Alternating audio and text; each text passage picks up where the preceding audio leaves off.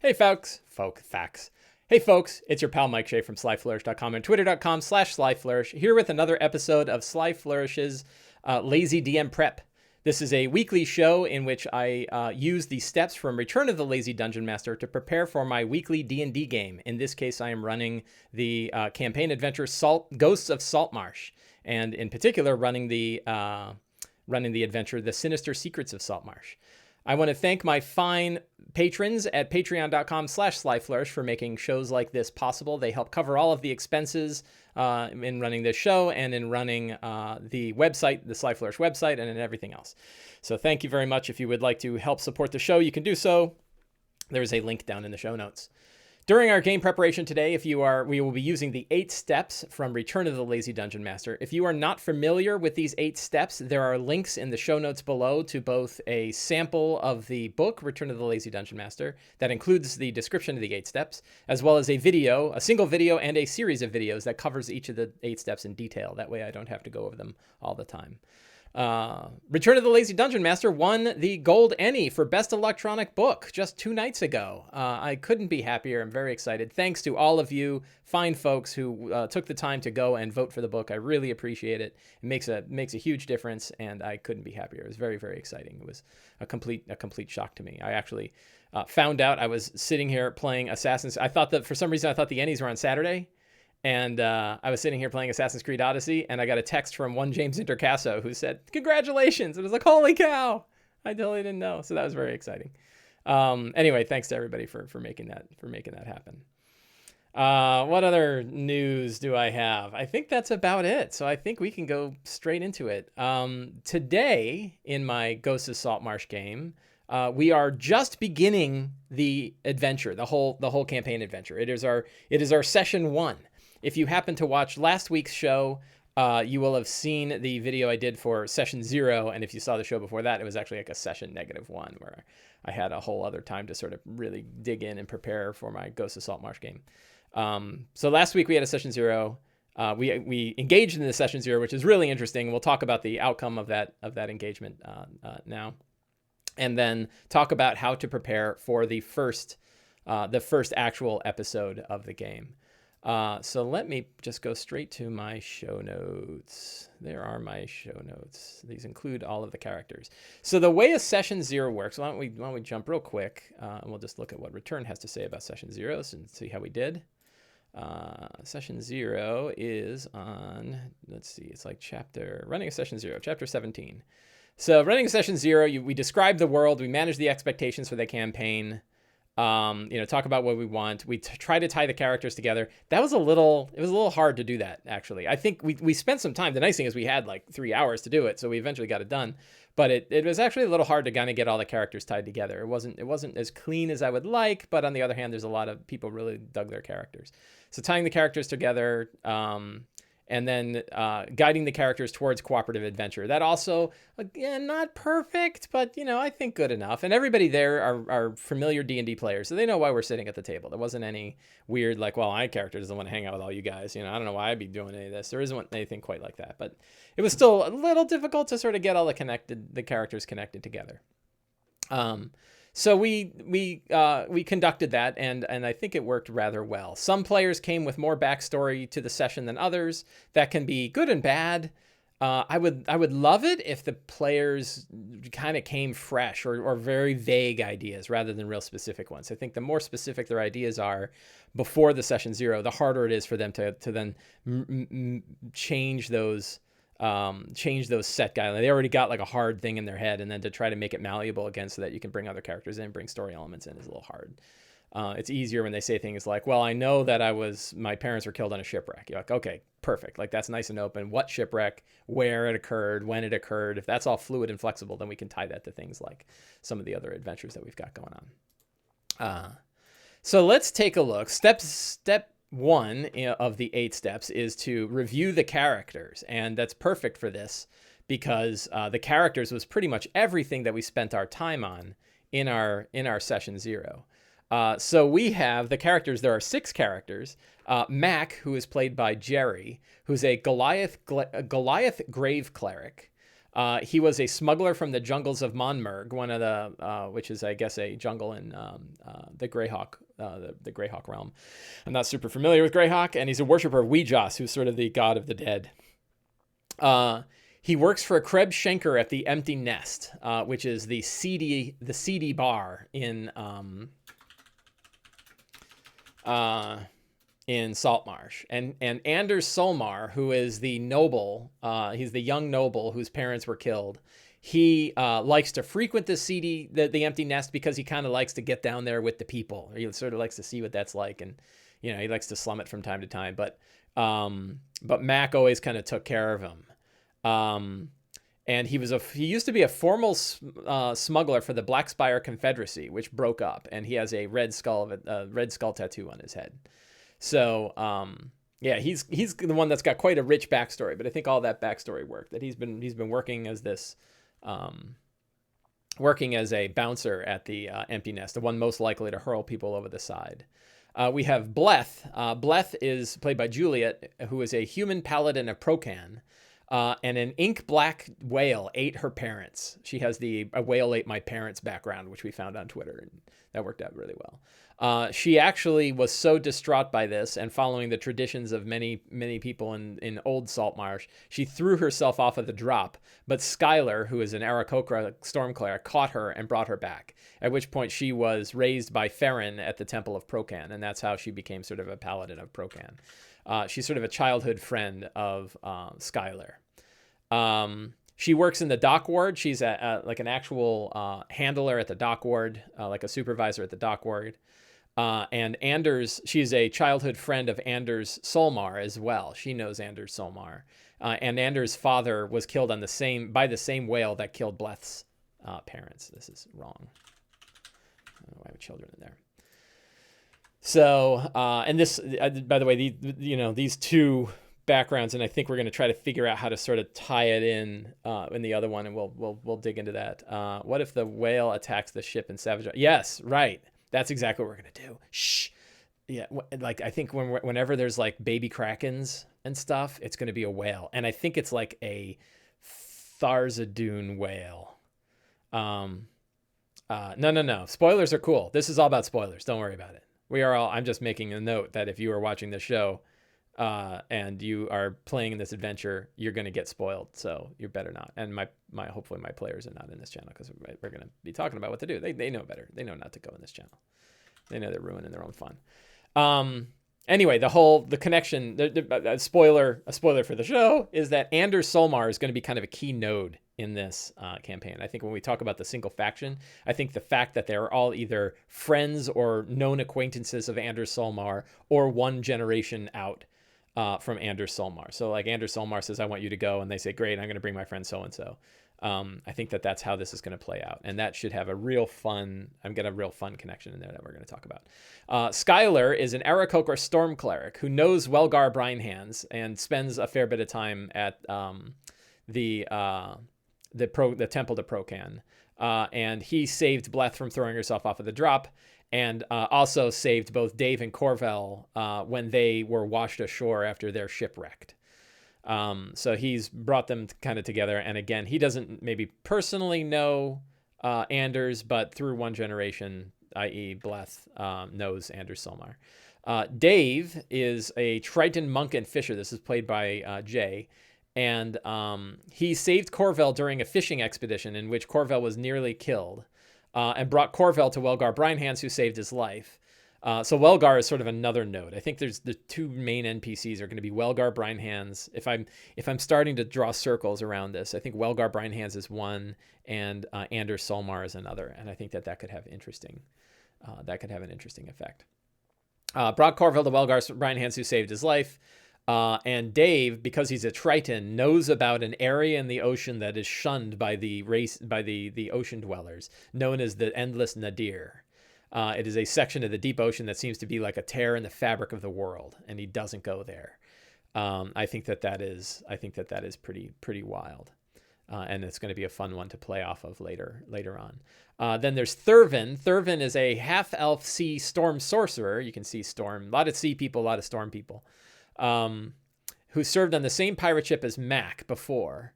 and saved Max. Thirvan was a slave on the ship, a galley slave on the ship, but saved Max's life after the Lady Grace, which is the name on the ship in which they served. We should probably stick this up. Goliath storm, worship Wee Jas, which broke up, served on the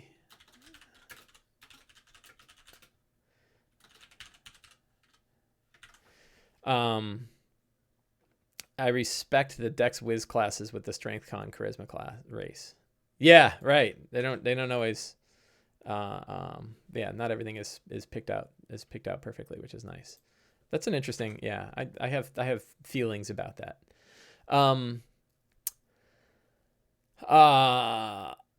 So half elf, half sea elf storm sorcerer served in the same pirate ship as Max, saved Max's life after the Lady Grace, a ship in which they served, sunk.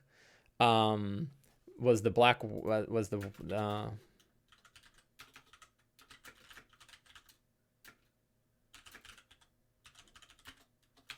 I don't know how to spell culprit. Met Ferrin the druid when burying his captain along with Max. So they have met Ferrin, who is runs the Druid's Grove. And Mac. Thirvan knows Mac. Mac knows Anders Solmor. Then Corvel. Corvel is a human fighter who was a fisher who got knocked in the head during a bad fishing expedition.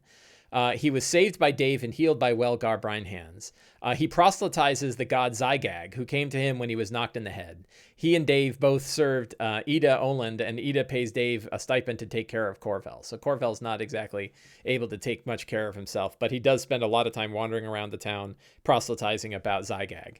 And he carries a large fisher oar that he smashes stuff with. And he dresses up, and no matter what the weather is like, he is always dressed in a big, heavy raincoat.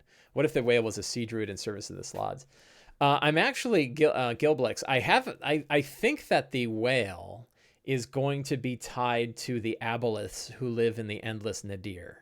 That's my loose idea now, is that the whale is ancient, like hundreds of thousands of years old, and it's either a construct of, or it's like, imagine an enormous chul, right? Imagine a creature that was sort of built by and bred by the aboleths hundreds of thousands of years ago inside the Endless Nadir, and now it's sort of out and about, and because of the, it kind of goes out there. So it's almost like the Kraken in Storm King's Thunder. It's almost like Slarkrathal, but a whale version of Slarkrathal. And I'll have to come up with some 20th, CR 25 whale stat block. I'll probably just reskin a Tarask. I think reskinning a Tarask is a good idea for that. The aboleth sent out the whale as the first scout to see if the realm is safe to invade. Maybe. That's not a bad idea. I think it's like their big one, though. Like, they probably can just, especially considering they own like half of the what's it called? The name of the crappy town nearby. A bunch of the people there work for the aboleth, so I think the aboleth could probably just send people out. The Styes, I think it's called. So those are the characters, and I think that the big question is, for me, how many characters have a direct or secondary connection? There's sort of main NPCs here that I'm going to put on the top and probably mark special. And Anders Solmor is one of them. And then Welgar Brinehanded is the second, right? There seems to be a lot of people surrounding them. And then you have the other four. Anders Solmor is neutral of faction. He's on the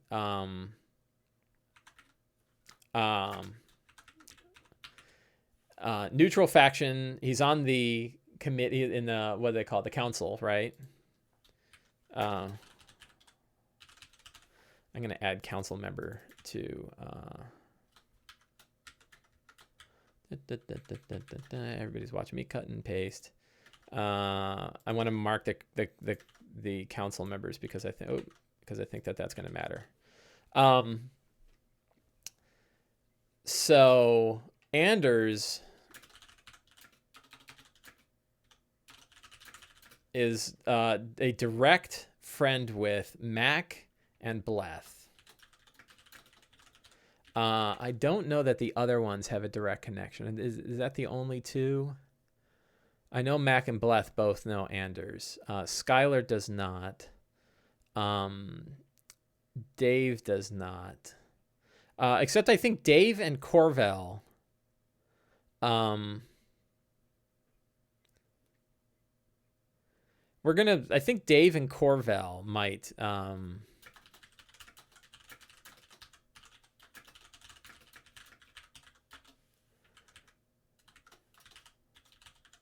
Might have worked on Solmar ships. And maybe instead of Ida Oland paying Dave's stipend, it was actually Anders Solmor. I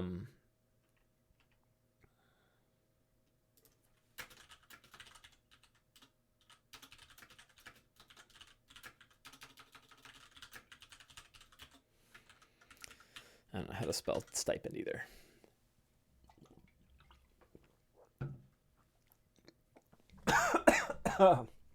Too much water all at once. So I think that give me one. So I'm trying to get everybody connected to Solmar as much as possible. So that gives a potential connection between Mac, Bleth, Dave, and Corvell. Dave Corvell. And then Thirvan.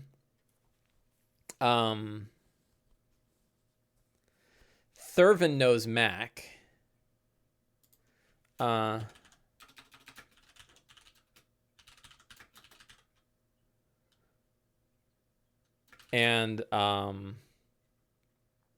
Skyler. Thirvan knows Mac, and Skyler knows Bleth. So that way, what program are you using to write this up? I have it in the show notes because people ask a lot. Right here, Sublime. Sublime is what I use. It's just a text editor, but I like it because it writes text files. It has dark. I use dark mode all over the place. I just like dark mode. It makes me feel happy. So that's one. Then if we look at Welgar has a direct connection to Bleth and Skyler.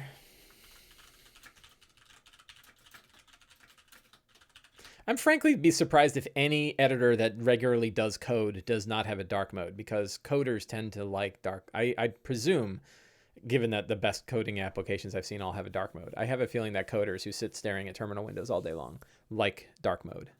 It's funny because like my dad wrote on an Apple IIe. Hang on one second. I can show you guys a picture. Oh no, don't lose it. Oh, it's going to fall behind the desk. All right, here is a picture. Let's see if I can get that up there. Does that work? Yeah, that is a picture of my dad on his Apple IIe. So he wrote novels on an Apple IIe. He didn't write the novel he is most known for, Illuminatus. He did not write that on a Apple IIe. I keep this picture over my desk. I'm going to keep it right below the Any when I get my Any medal. Here's another picture of my old man. Look, and he's even wearing like a sailor outfit. Look at that hat. So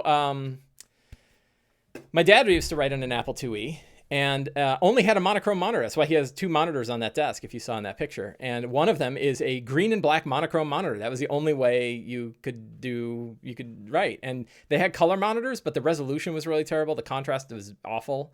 So when you were typing text, it was far better to write monochrome. It was far better to write in a fixed character width font on a monochrome monitor, especially when you're writing all day long. And that's what he did. And it's kind of funny that, it's like 3 decades later and we're still, us coders and stuff. Like I hate writing in Word. I'm working on Ruins of the Grendelroot, and I'm using Word templates for it for easy use in sending to InDesign. And I wish it had a dark mode, but it does not. So it's a big white page with black text, and that drives me nutty. And that's because you can actually change the colors of those things in the document.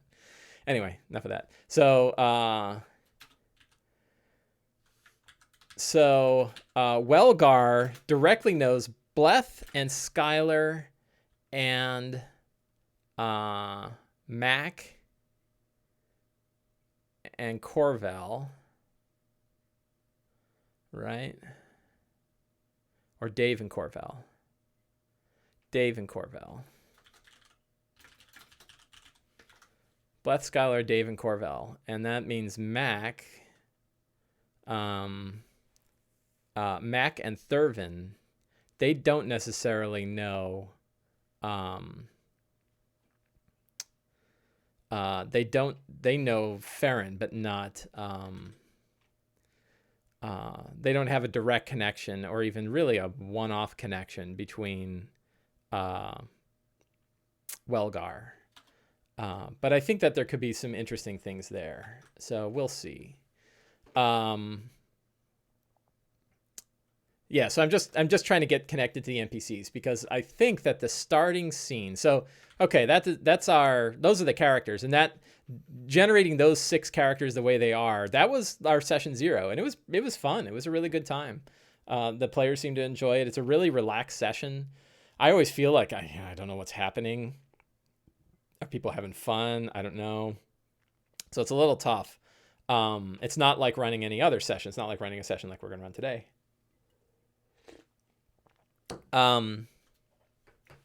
So the strong start, I think, is that they find themselves in the sitting room of Anders. So they're in Anders' sitting room.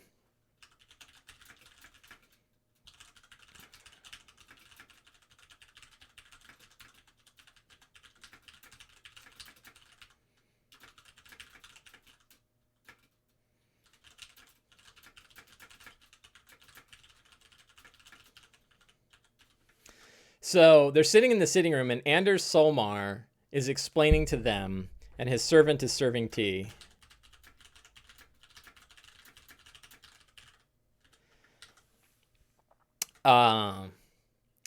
That Anders is saying that there is a lot of pressure between the traditionalists and the loyalists. It's causing friction in town. There's more brawls and there's more attacks and things like that. And a woman's, so the starting situation is a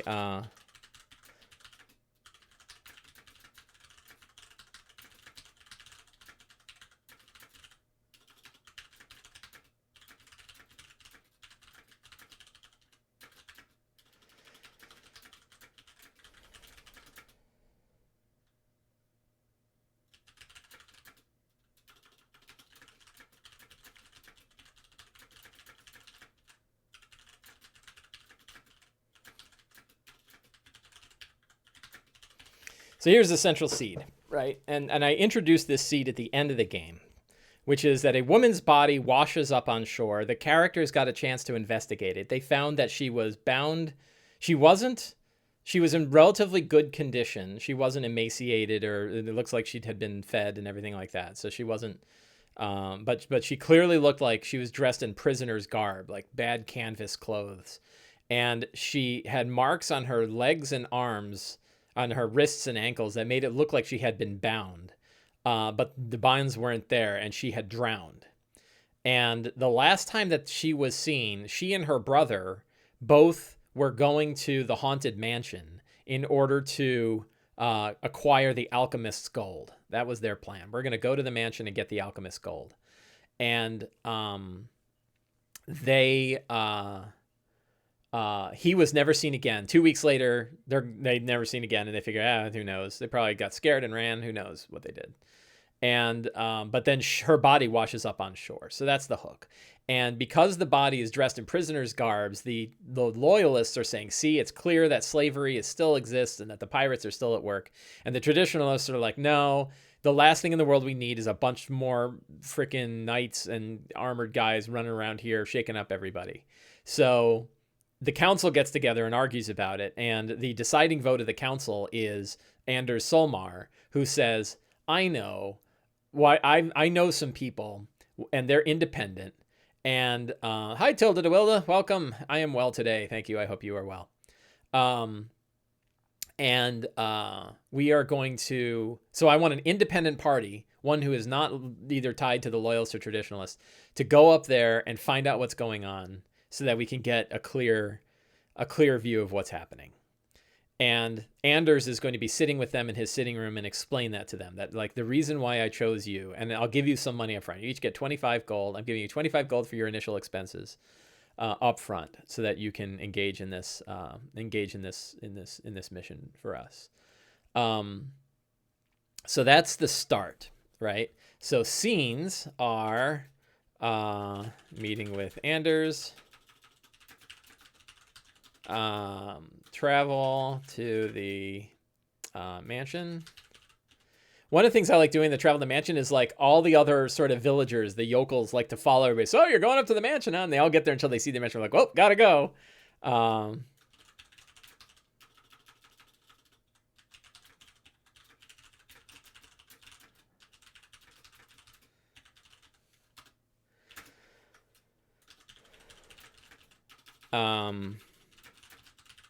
So pretty straightforward, right? Meet with Anders, travel to the mansion, and then explore. And I don't know what the scenes are after that, because they're going to be exploring the mansion.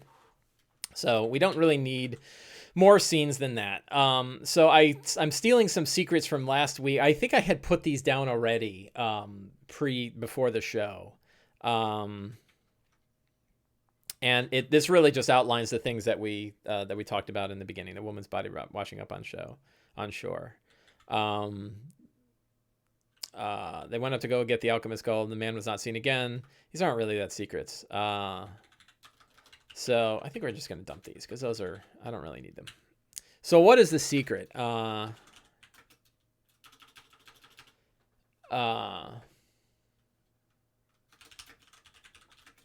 This is a really scary secret. I don't want to reveal this.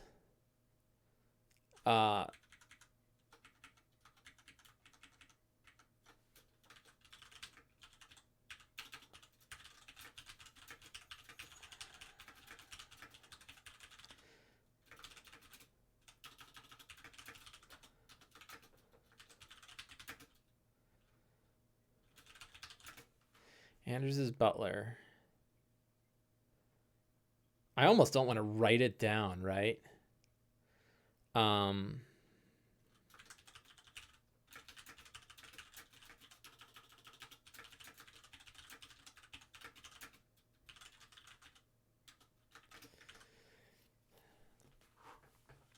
Anders' butler, right? So here's the dirty secret, and anybody that's read the adventure, here's big spoilers.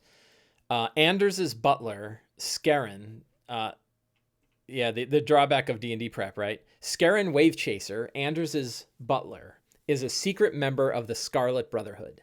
And the Scarlet Brotherhood's goal is to, in particular, Skerrin's goal in Saltmarsh is to destabilize the council to the point where he can either replace it with all members. The butler did it, yeah. Where he can either replace members of the council with people who are either loyal to the Scarlet Brotherhood or who are loyal to the Scarlet Brotherhood, or that the Scarlet Brotherhood has control over. So I think that is a good technique. But I don't want to give that away too early, right? That should be a long-standing thing. So, yeah, lousy Scarlet Brother with their fancy uniforms, snappy black, red, and white banners. Is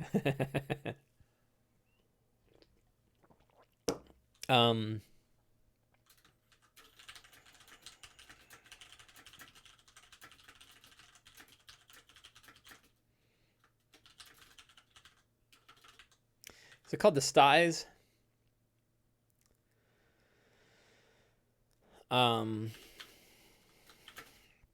What other secrets are going on?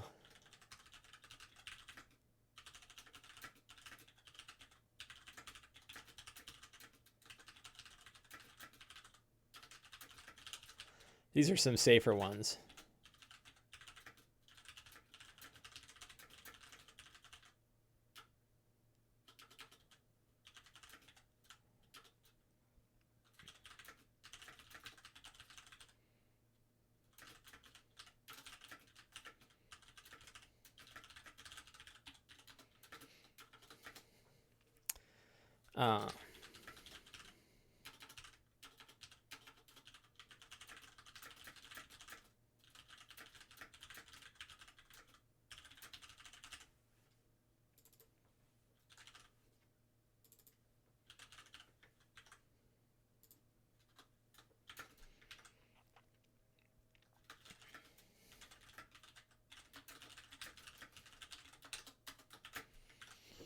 Uh, I'm just hammering out secrets, and these are secrets that are kind of going all throughout. Oh, we can drop in some. I don't know if I don't have them in this one. 10 campaign secrets that you keep hidden. Yeah, maybe. They're kind of all in my head though, right? And I think a key about the campaign secrets is like, and this is sort of a difference in style between how I prepare games and I think how a lot of people prepare games. And one of them is like, I really try not to worry about going too far ahead. I worry more about what's going to happen in the next session. So this is early enough in the campaign that I am starting to draw like campaign hooks, and I think it is useful. I think it's useful to go look up some campaign hooks. So for example, we're going to go, so Isle of the Abbey, right? That there's this mysterious abbey.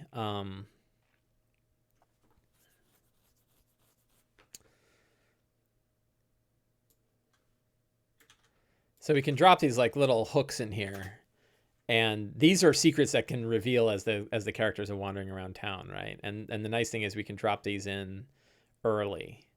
Hell, this whole thing is a secret, right?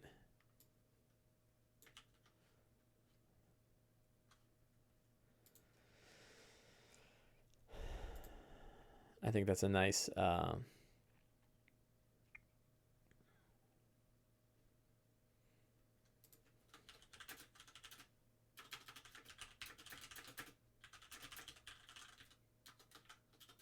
So I'm dropping in the 5th level adventure early. All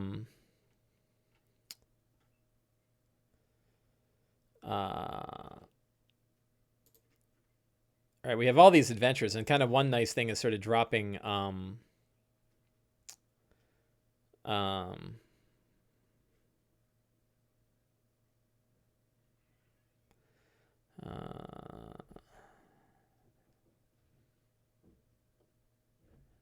just reading this one here. So we can drop in these like the scenarios. These scenarios are nice. You know, they're not full of spoilers. Yeah, the styes is the one.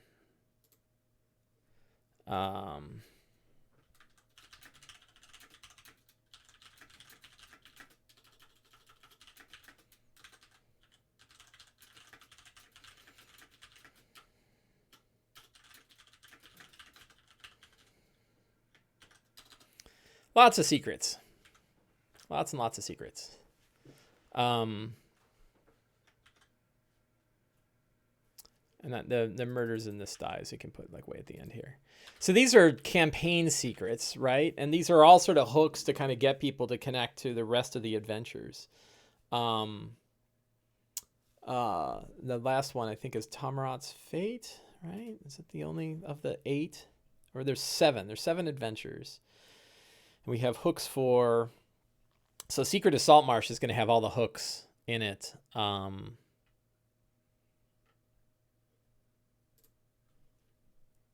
Tamarot was a ship, right? That sunk.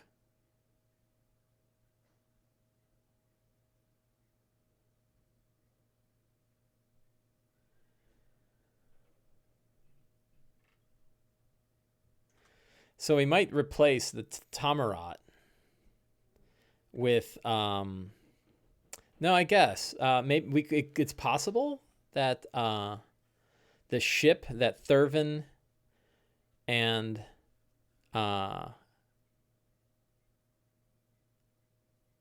Mac. No, that was the Lady's Grace that sank. But maybe Lady's Grace is one of 2 ships.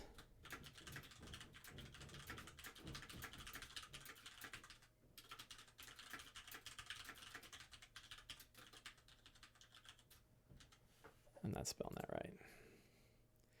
The Tamarot.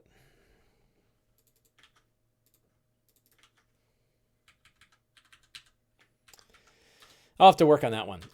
But okay, man, secrets. So I'm loading up on secrets, and I'm overloading secrets. This is not, don't do it this way. Look at that. I got 12 secrets or something like that already.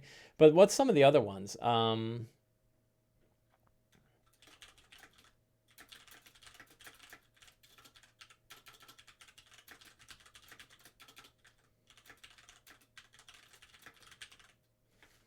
Unholy Screaming.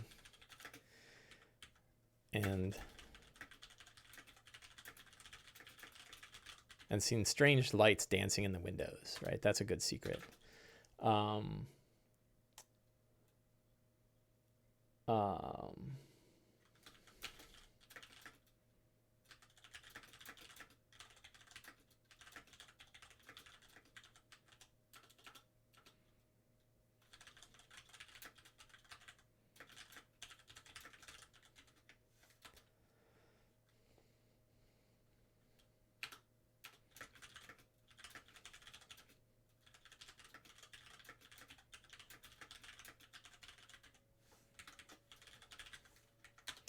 So these are like false rumors about the Haunted Mansion. What else? I don't know. I mean, most of it's pretty well known, especially. So I have one trick, which is I have finished running the first half of Sinister Secrets of Saltmarsh in my Wednesday game. So I now know it pretty well. I know the first 2 sessions pretty well. So the fact that it's actually pirates and down in the cellars, and that they, so the truth is, who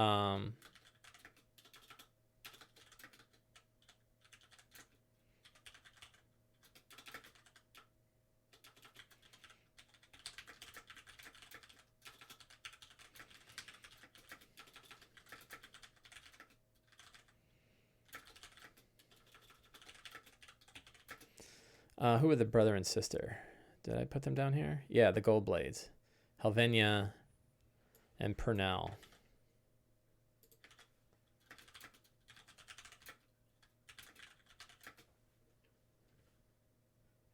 Helvenia.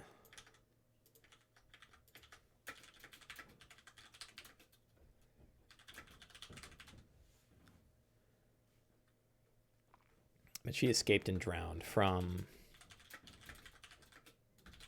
She was on the Sea Ghost, but escaped. What other secrets?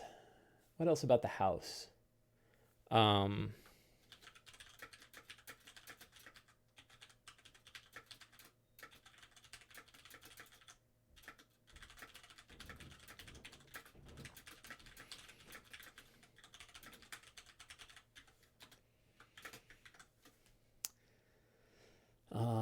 Oh, so we have Ned, right? So Ned is a real trick. So who the hell is Ned, you might ask? So let's go to Saltmarsh, Sinister Secret, and look for Ned.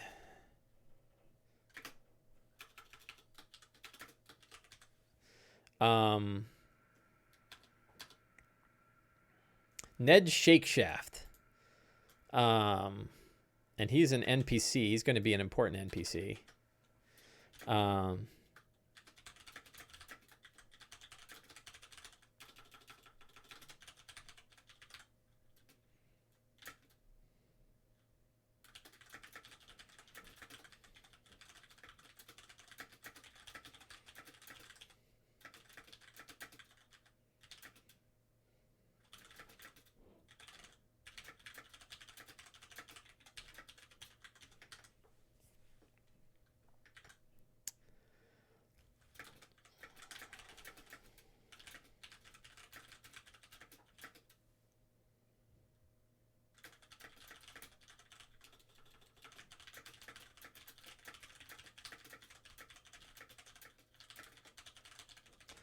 So Ned Shakeshaft is an agent of the Scarlet Brotherhood. He is was captured in... he wasn't captured. He's actually lurking around the house the same time the characters are. And his job is to kind of figure... He already knows that they're... I'm going to close my door. My wife's going to hear.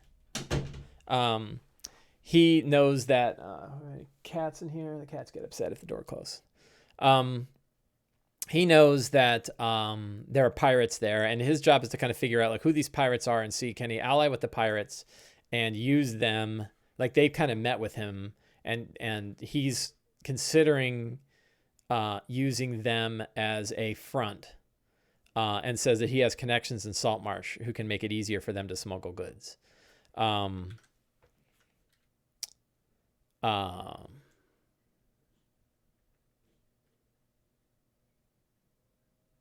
Yeah, I think that's enough secret. So Ned is a tricky NPC in this. So Ned Shakeshaft, sorry. So who the hell is Ned Shakeshaft? So Ned is found in Area 15.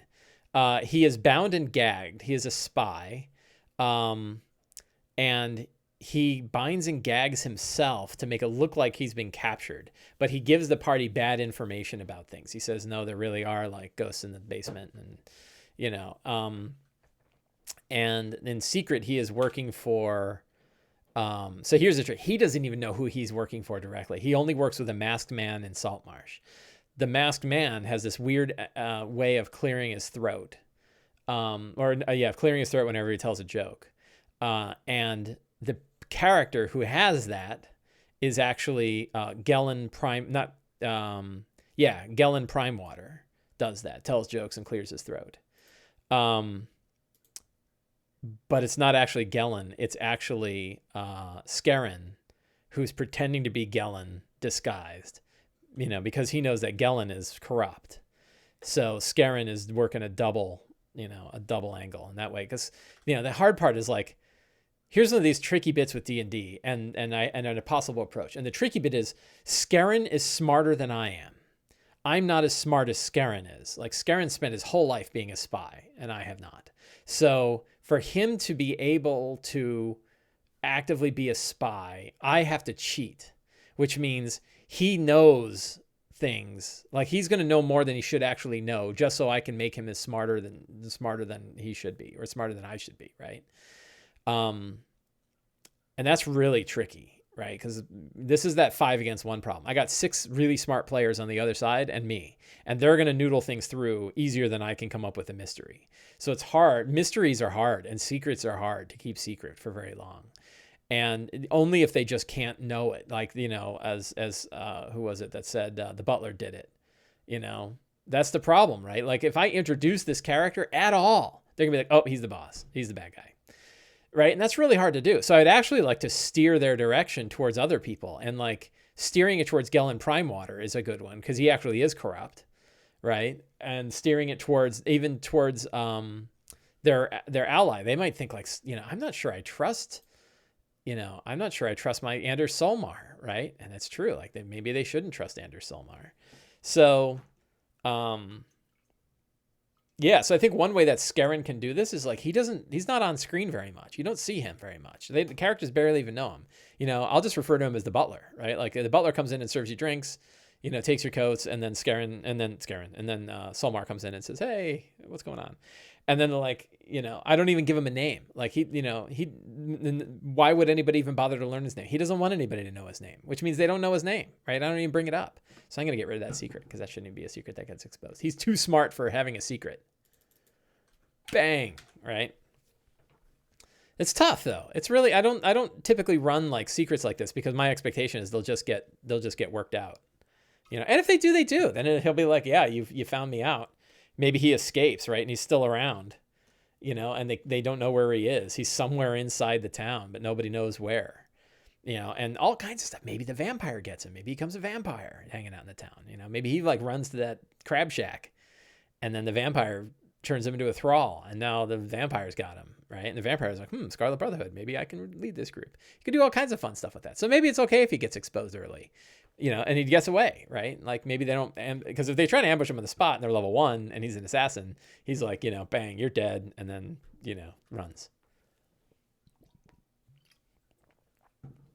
So, okay. So we have our secrets and clues. Fantastic locations. We don't really need for this.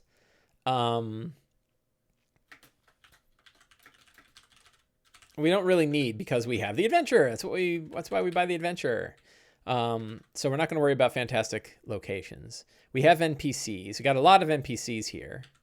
I wrote them kind of all down just so we had them. And it's the full range of NPCs of Saltmarsh that have come up inside. He's supposed to be from Seatown, says he's not your I think you said that a while ago. I don't know where he's from, and I'm kind of leaving that open, I think. I'm not gonna fill him out too much, I don't think. But I know that the Scarlet Brotherhood's a big group. I know that they're in the Greyhawk campaign setting. I should go read about it if I want to. Monsters also in the adventure. And treasure is in the adventure. But it's probably time.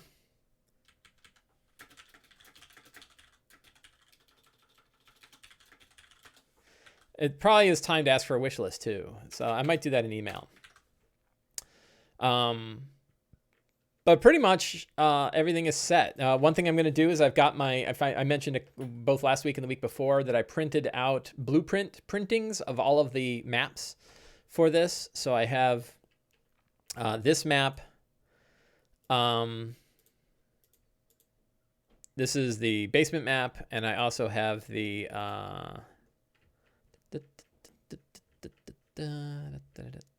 this map, and I have them at 1-inch scale. So they're great big maps.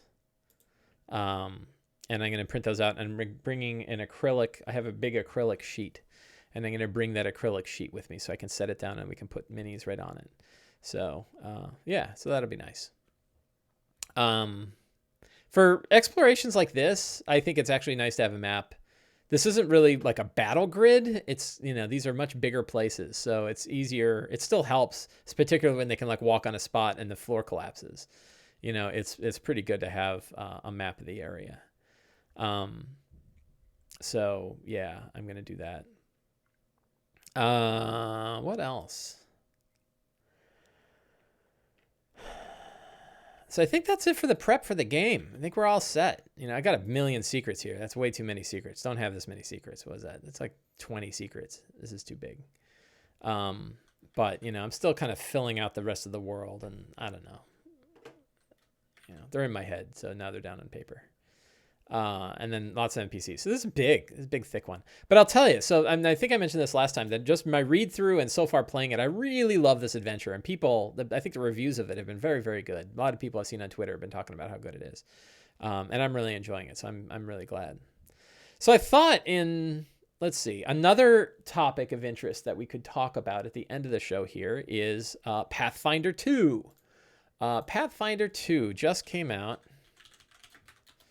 How did you get the maps on 1-inch scale? I printed them big, and they came out to close to 1-inch scale.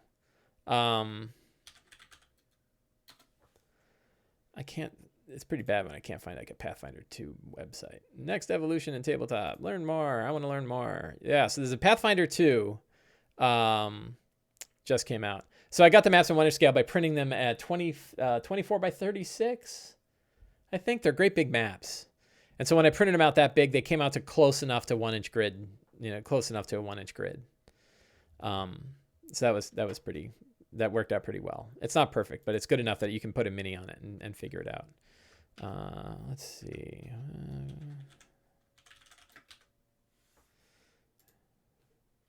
Yeah, so I don't want to flip through too much of it here. I love all role-playing games. I will start with that. And I was a big lover of 3rd edition, 4th edition, and 5th edition D&D. And I did play Pathfinder. My group and I played a Pathfinder campaign till about like level 6 or 7. Using one of their adventure paths. I think it was the Rise of the Rune Lords. I guess I mixed up a couple of adventure paths, Rise of the Rune Lords and another one. I am not a flag bearer in the edition wars. I don't have emotional drive that pulls me towards one game over another.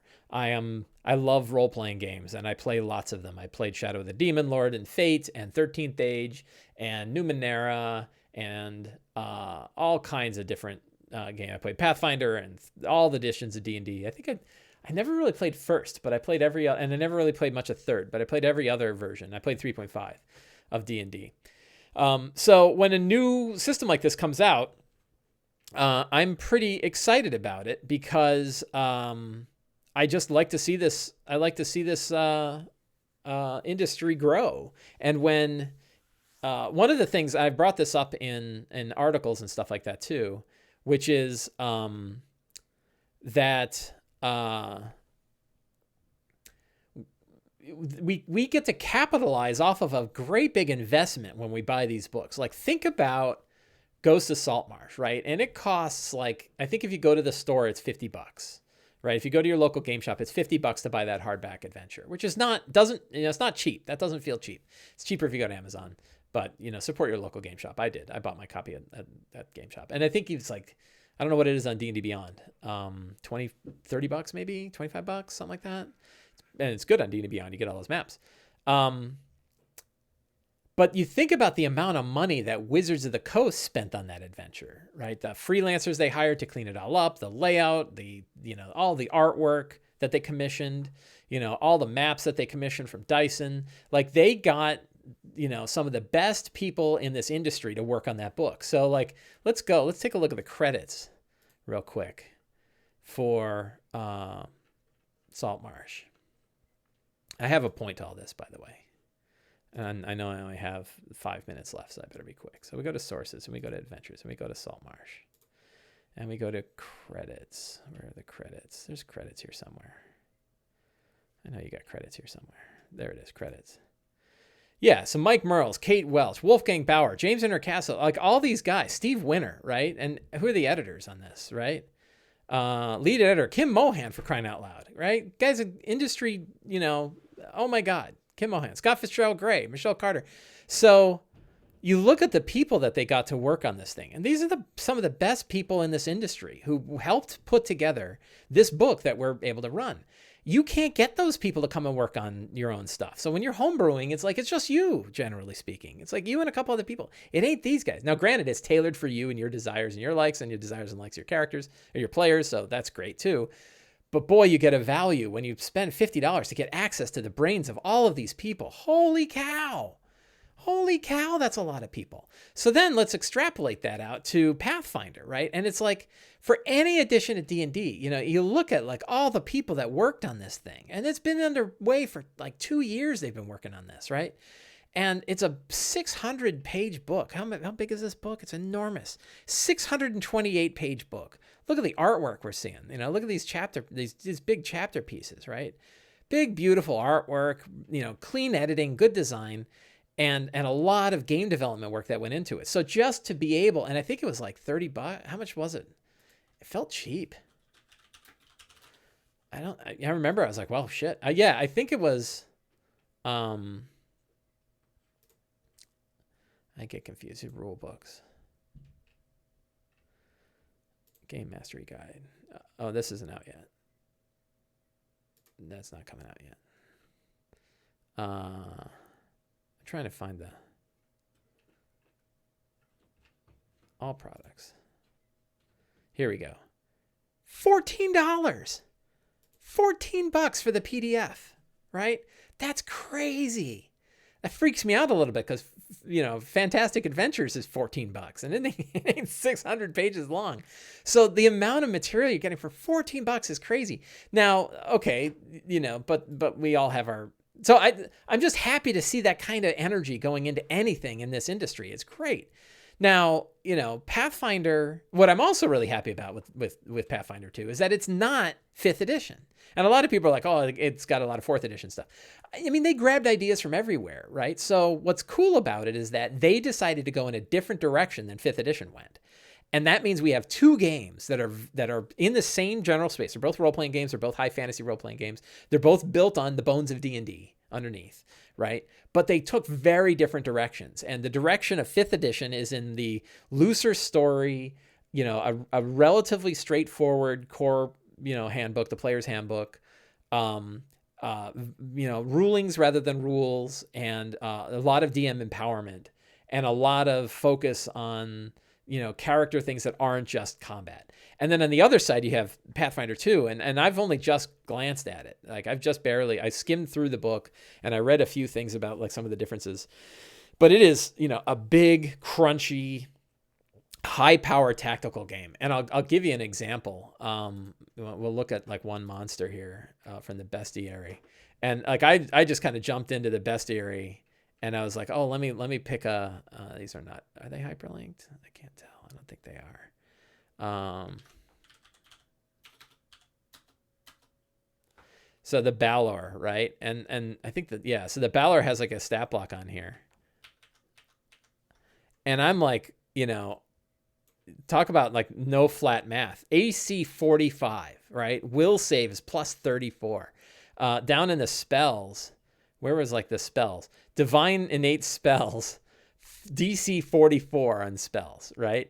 DC 44 for rituals. It's attack, life drinker. Balor kills a living creature that's at least 15th level, drinks the target's life force, and regains 10d8 plus 80 hit points. Holy cow. Right? Vorpal Cold Iron Silver Longsword, plus 40 to hit, 48 plus 17 plus 1d6 evil. So my point with all that, I don't want to sit there on their stuff too much. But what's interesting is like, boy, that is different than 5th, right? Where like, a 5th edition Balor. I don't know why, but I always go to Balor's. And I want to see like what something is, plus 14 to hit, 21 damage. The funny thing is the damage is actually similar, but like DC's on spell saves, DC 20 instead of 44 or something like that. And so it shows you the difference between flat math and incremental math. And there's advantages to both. Like I was talking with my wife about it this morning. I was reading a review of Pathfinder 2 that brought up the fact that it has this incremental math improvement, crazy high math improvement, where like fighters have like plus 14 to hit at like 2nd level. And then later on you get to like plus 40, and it's like, why roll a D20 if you're at plus 40 to hit? And it's about the philosophy that the game has with the relation of the character and the world. And the relationship of the character to the world in 5th edition is that the characters get more powerful, definitely.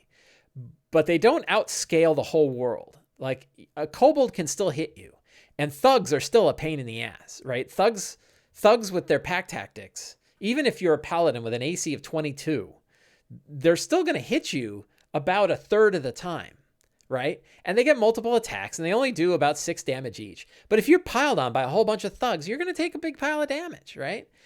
In Pathfinder, the characters well outscale the world around them. That, a kobold is way weaker than a Balor is by almost exponential amounts, right? They're way more powerful, which means that kobolds are never going to be a threat against a level 15 character in Pathfinder. And, the review brought up the fact that like arsenic has essentially no effect on a character that's like 10th level or higher. And that's because in Pathfinder, they don't want arsenic to have an effect on someone that's 10th level and higher. That's the design, where the flatter math of 5th edition means arsenic will still affect you, right? So it's kind of a hero versus superhero idea, is a big philosophy. And that is how they decided to go with Pathfinder. And I'm kind of glad they did, because it's different. And that means we have a different kind of system for different kind of people. Now, I think it's going to be hard because some groups, if I think about my group, like half of my group would be really interested in running a super crunchy game like Pathfinder, and the other half would not. I think half the group are sort of frustrated with 5th edition that they're, we've been playing now for a long time and they feel like their characters are getting the same. They would probably love to sort of dig into the deep math.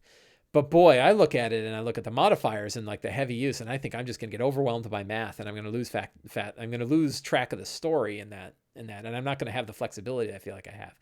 So it's probably not for me, but I'm glad it exists, and I'm going to pay attention to it. Like I bought it, right? I paid $50 to buy all 3 of their core books on PDF because I'm interested in what they do, and I'm interested in read it, and it's beautiful, and they look great, and they're cool, and I just like reading them, and it's fun to kind of look at another system. So anyway, I thought it came out this weekend. It came out at Gen Con.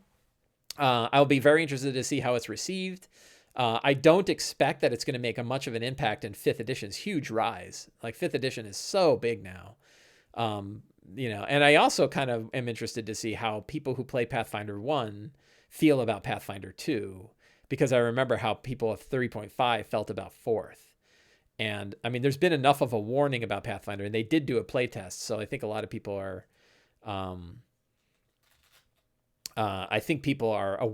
more aware of the fact that it's there than they were. Like 4th kind of showed up, right? And there was no open playtest for 4th. And a lot of people felt like they got left behind when 4th edition went the particular philosophy it went. So I'm curious. I have a data point of 1, which is there's a local guy who plays at the game shop that I play at, and he plays Pathfinder and I play D&D, and we're on our separate corners of the room. And I asked him about it, and he had lots to say about it. He was very interested in it. The parts of it he loves. He loves the 3 action system. He loves he feels like they've managed to capture a lot. And so we'll see. We'll see how that goes on. I'd be interested to hear how high-level play works. I'm always interested in high-level play. That seems to be where all the games break down. 5th edition included. That 5th edition's got major issues when it comes to high-level play. Nothing like 4th did, but there's still a lot of monsters are just not scaling up with character power at high levels. So I'm curious how, looking at that Balor, looking at the Balor in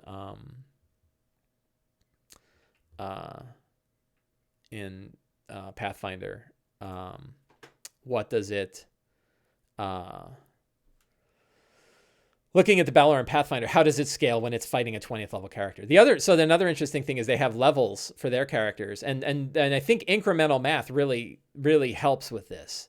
That when you're doing steep incremental math, it's easier to do monster balance than it is when you have a flatter math system like 5th edition has, which is why the encounter building guidelines in the Dungeon Master's Guide for 5th is a mess and doesn't work pretty well even if you do it correctly. Where games like 13th Age and 4th edition, and I think, at least on the surface, the rules for encounter creation in Pathfinder 2 are really clean, which is, here's what easy, medium, and hard battles look like, and you compare character level to monster level are roughly equivalent.